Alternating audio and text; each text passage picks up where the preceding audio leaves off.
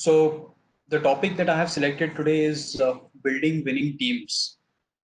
This is something, it's more a passion project for me. It's something that I've been passionately involved for the last 6, 7 years since I last moved out of a corporate role. I had a chance to run this kabaddi team called as Bengaluru Bulls, which is one of the teams that participates in the Pro Kabaddi League in India.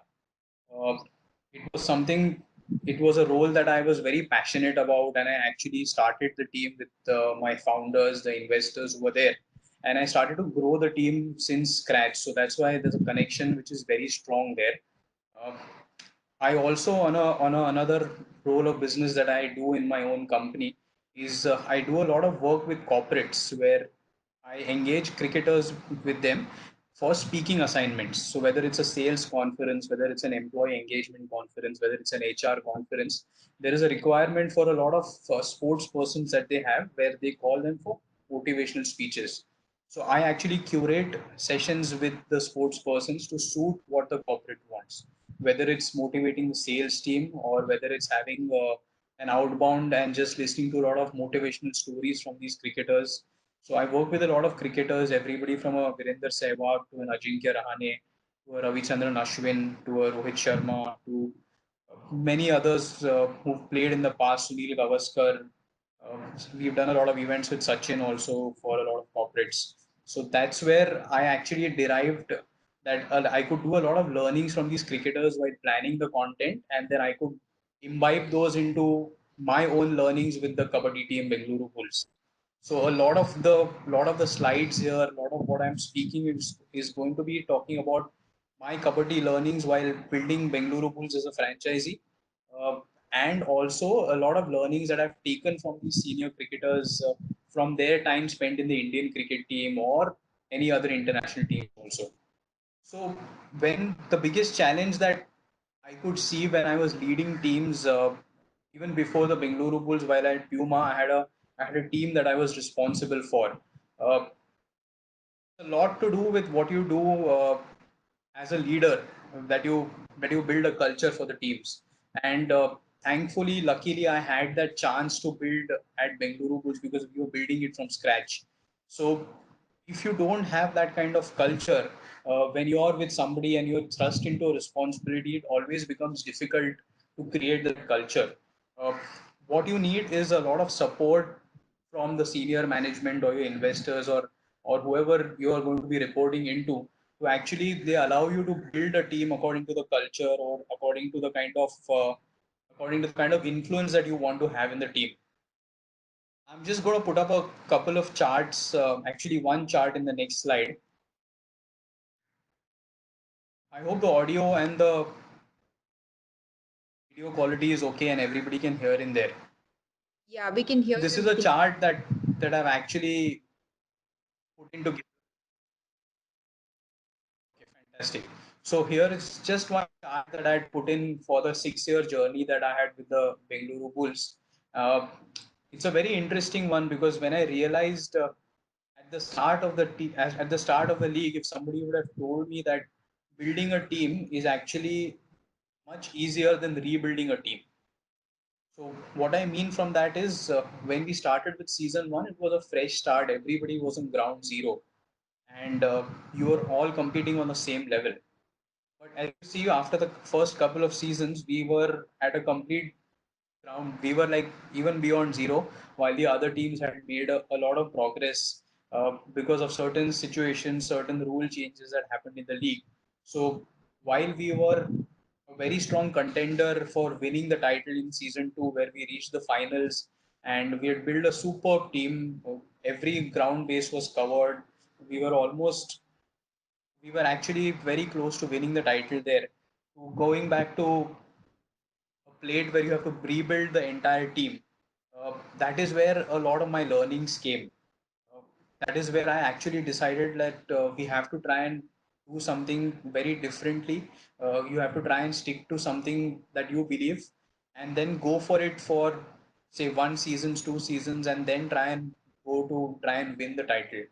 So my learning was that rebuilding from scratch was very tough. So if I had to take some lessons and put an insight into is that if you have something that you've managed to build, Do not try and go in for an entire restructure or rebuilding the entire team. Stick to the core that you've managed to build from whenever you started. If you manage to build a core and continue with that, it's almost it becomes a lot easier for you to build. Okay, so the biggest learning that I have had in the 6 year journey with the Bulls is that you have to have a clear two-way communication. That has been something that I've been very strongly advocating for everybody who I've worked with in the last 6 7 years. Uh, there is obviously going to be somebody who that we are going to be reporting into, or whether it's a board that you're reporting into, even if it's your own startup, whether it's your teachers or somebody who's giving you projects as students for you to do, you're always going to be interacting with them. Uh, you should be very clear about what are the kind of decisions or what are the kind of goals that you're trying to achieve with them. In case there is a project that you're very passionate about and there is something that you would like to do an extra mile to go towards that, make sure that you have a chat with your teachers, whoever is going to be advising you on that project, or if you're in the business sense, have a very clear chat with the management. So to give you an example, uh, yeah, is there a question?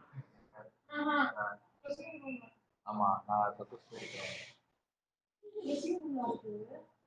Okay, I'm just assuming there's no question and somebody's. So the image I've pasted here. Okay. So the image I've purposely pasted here is with the Indian cricketer Virender Sehwag and Gary Kirsten, who's been the coach of the Indian cricket team and has astounding success as the coach for the. He won with us the 2011 Cricket World Cup. So Sehwag is a very different type of player. He's a very different type of personality. He's not somebody who fits into a very specific mold of being a cricketer or being a normal personality. He's a genius. He lives by his own rules, and you have to treat him with a little bit of. You have to treat him wearing a little different type of gloves, if I may call it. So what Gary had said is when he came as a coach, he identified that Sehwag was an important pillar of the Indian cricket team. And if India had to win test matches, especially overseas, then they needed a Sehwag in the team. At that time, Sehwag's confidence was very low. He was struggling with confidence. He'd been dropped from the Indian team. And what Gary told him is that he gave a very clear message. And for such kind of people, clear messaging is very important. He told him that your role for the Indian cricket team is I want you to just bat for 40 minutes when you go into bat. When you give a goal to somebody like that and you tell them just 40 minutes or 40 minutes of Sehwag batting in a test match is absolutely minimum because he throws the opposition off the fields. And Gary knew that after Sehwag, you always have somebody like a Tendulkar, a Dravid, a Lakshman, and a strong batting lineup with MS Dhoni also coming in at number seven. So you have to treat individuals like that, give them specific goals, identify what are their strengths. And I love how Gary actually used these kind of philosophies. He gave a specific goal to Sachin Tendulkar, got his second win into his career going when he became a coach. So that's what I'm very clear with this communication thing. Even when we were dealing with somebody who was running the team as our investors, we were very clear about the kind of revenue projections that we would make, how what are the kind of goals that we need year on year to develop a team. The second point I mentioned, that is a team. Obviously, that is something that everybody looks to, aspires to, and wants to. But end of it, we always forget that it is a team's objectives that are important. I actually wanted to give a very relevant example where somebody who was running the team with us as a head coach. Uh, he- there was a very clear bifurcation that we wanted the team to win, while there were certain players who were star players in the team, so they had their own importances. How do we actually differentiate having a star player, maintaining a star player, so that the popularity of the team also doesn't dwindle, but we are also working towards a team cause? And in a sports metaphor, in a sports team, it is always very difficult. uh, do you always have a Virat Kohli in a team, but your team does not win the title? That is not acceptable, right? That is not acceptable to fans. That is not acceptable to anybody who is the investor in the team. So that is a very fine balance that you have to maintain. And if you're leading a team, it is completely your responsibility to manage whether you have a star person in a team, whether you have a performer in the team, whether you have a big brand like a Virat Kohli in the team who actually gets you sponsors, but also have to make sure that the team is on the right path to win. So that is something that as a leader of a team is your responsibility. You have to be very clear and understand how to balance this. It's a very fine point. A lot of HR inputs are necessary here, but it is something that you have to be very, very important, very careful about. Okay, so I've put in this image where I don't want to. This is somebody that I've really admired and taken a lot of learnings from in the business of sport. This is Steve Waugh, who's been one of the most successful Test captains ever in world cricket. Uh, I've actually, uh, because working with India, also we have to have a lot of insights when we do these corporate sessions. So this was one of the rare sessions that where we got Ajinkya and Steve Waugh together to come and speak at a conference. And the theme, do it yourself first. So by this, what I wanted to say is if you are running a team, if you are running, if even as students, you're running a project and you're in charge of making sure the project is going to be done well, you have to make sure that you take the first move and do something yourself that you want others to do. So this is something that when I realized when you're running a team, when you want people to respect you, you have to make sure you're able to do small things first before you ask anybody else to do them. Steve Waugh had mentioned to me in an example where there was a lot of talk in the Australian dressing room batting at a specific position. So as a captain, as a leader, he said that I took on the responsibility and said that I will show batting at this position is not just challenging, it is a motivation for me to come and show that it can be done well. And if done well, then it could motivate the entire team and change the team's fortunes. Both Ajinkya, Steve gave a superb insight where I we again called it on stage as 24/3 philosophy. 24/3 in Indian in cricket teams. Pawan, I'll answer your questions also. Yes, I'll just look at them and answer them. The 24/3 philosophy is where the team is in trouble. You want to go and score a lot of runs because the ball is new. Probably it's a tough situation to go and bat. But both of them bat at number five. They decided to go and take that challenge head on. So that is something that both of them were very passionate about, and I felt very strongly also. In corporate terms, in student terms, I'll give you an example from running a franchisee. So when we started the team, obviously social media was a very important aspect, and when I first started the social media accounts, obviously there was a team and there was an entire set of agencies who were handling the accounts. But because I was so keenly involved and because my team was so keenly involved, I made it a point to every day go and look at fans and what their responses were on social media, just to understand, just to understand what they are feeling, what is the feeling about the team, are we responding enough to fans? So as an exercise, I was doing this almost every day, even while the matches were happening, even while the tournament was on. So unless you do that, you are not able to absorb what the fans want or what is the general feeling in the kabaddi ecosystem or the sports ecosystem. So these are small things, but I was very keen that we do those.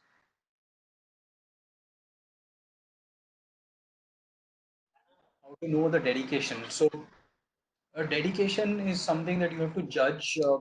I, I I have a lot of gut instinct that I used to do while hiring people, taking people on board. Uh, it's very difficult to actually do that in a first meeting or just a couple of interactions. You have to spend time with them. Thankfully, I was very lucky that I could find people, and I again call it a lot of gut instinct, but also the culture that you built in. Culture where you show your commitment, your dedication to the entire cause which is there. People behind also fall in line, and that is something that I'm very, very, very proud to say that the culture that we've built at the Bengaluru Bulls was such that entire team members looked at it as a like it was a family. Uh, there were instances, and this is not nothing to do with us being really good or something where because there were some difficulties in arranging some things, from the team side, people were actually putting in their own funds and making sure things are working. They were working for in situations where sometimes uh, demonetization. I remember when demonetization had hit in, there were times where people were struggling to make payments to other people because of the liquidity crunch. And my entire team had worked FOC for a couple of months. They had actually put in money from their own accounts to make sure that the team was running smoothly. Sometimes we've swiped credit cards from our own side to make sure the team is running smoothly. And this is how dedication is built, as a culture from the senior level. If you make sure that you're having that culture intact, I think it rest of the team follows in. Okay, so there were a lot of challenges. The biggest challenge was because the sport was not something which was accustomed to working in a professional way. This was about bringing a professional change to how these players or coaches were looking at the game. So technical, there is a technical thing where you have to watch a lot of videos. You have to look and absorb a lot of data in sports. But this is something that the kabaddi coaches were completely against. It took a lot of coaxing, even sports science, for example, treating injuries, doing rehabs. That was a big challenge because they were all working in a very different environment than what a pro sport team is supposed to run. So it took a lot of nurturing, a lot of mollycoddling from our side also to make sure they're understanding the benefits. Again, very important is dedication of your team members here. If you hire the right kind of people who are also willing to work with you, while making this change possible, it's a big boon. Then a lot of pressure is off your head because then they are taking that accountability. I'll give a very small example here. We had in our first season in sports science, we were working with a very dear friend now who's a sports scientist.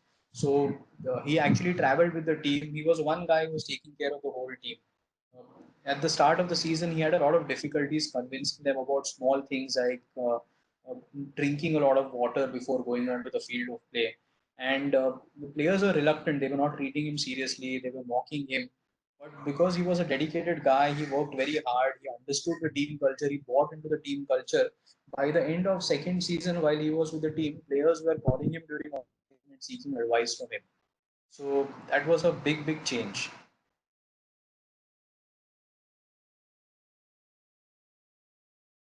Oh, interesting question. I mean, a lot of it was to do with the brilliant support that Star Sports gave to the league in the first 3, 4 seasons when it was starting.